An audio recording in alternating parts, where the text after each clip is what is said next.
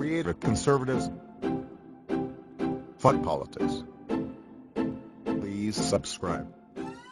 Just a very brief comment which I'd like to get you to respond to. One of the things that I've learned from listening to you is that at the core of a lot of our problems globally is this obsession we have with groupthink and rigid, divisive ideologies, whether they're social or religious. But what confuses me about your commentary is how, on the one hand, you uphold the virtues of critical thinking and rationality, and you apply this quite rightly in your criticism of Islam as being a unique threat, and you also go after these social justice lunatics that exist in society. But at the same time, you embrace this equally ridiculous ideology that says a supernatural being wrote the Bible.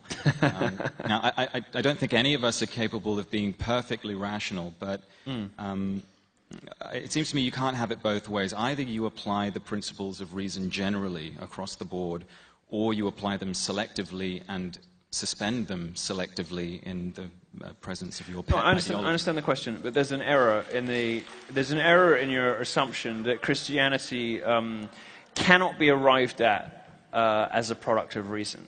And there's a suggestion buried in there that Christianity is somehow hostile to or incompatible with reason. Science as a system of inquiry was produced by religion. It was Catholicism, it was Christianity that prompted man to look around at the world and say, this marvelous, beautiful creation of the Lord is something that God did, so it must be worth us taking a look and seeing how it works. And, Christianity gave birth to modernity. Christianity and capitalism have existed in intricate symbiosis. Capitalism would not be possible without the Protestant work ethic. There are people 10 times as smart as you and I combined, scientists, many of whom in later life come to Christianity. You'll notice there's a trend of biologists in particular. How much stronger is the religious persecution on leftist campuses?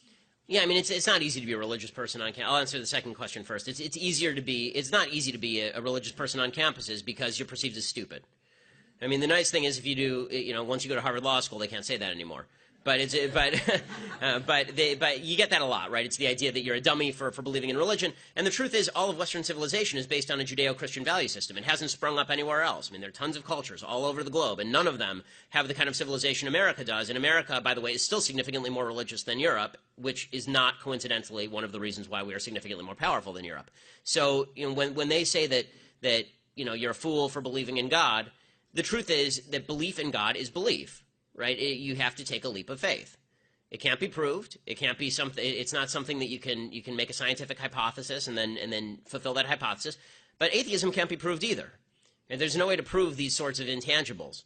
And what that means is that you can either choose to at least acknowledge. What I would say to people is, look, whether you believe in God personally is your own business. It is. I don't really care particularly. As a religious person, I care about your soul. But as a political person, it's your own business. I don't care. But as a society, when we fail to acknowledge the value of Judeo-Christian religion steeped in the idea that every human being has equal worth under God, you end up very quickly devolving into a socialism that ends up demeaning human beings individually. Because there's never been a place on earth that wasn't like that. The fact is that the collective takes over. People worship. People are made to worship. And we will either worship God or we'll worship the state. Or we'll worship ourselves. Right? Those tend to be the three choices. You're either a libertine, or you're a communist, or you're a conservative. Those are sort of the three choices. So I think that when it comes to defending religion, it's easier to defend the system of religion than particular religious belief because we all have different religions, we all have different religious beliefs. Even among Orthodox Jews, there's a lot of diversity. Each individual has their own relationship with God, and you can't argue anybody else into your relationship with God. What you can say is, here is something that is unquestioned and undoubted. Judeo-Christian religion has created the foundation for the greatest civilization in the history of mankind, and ripping away the foundations of that civilization on behalf of a philosophy that really has never built anything without those roots in Judeo-Christian. Atheism, modern atheism, has its root in Judeo-Christian religion. It does. It doesn't exist in the Islamic world, right? Modern atheism, the freedom to be an atheist, only exists in the West. It only exists in the Judeo-Christian world.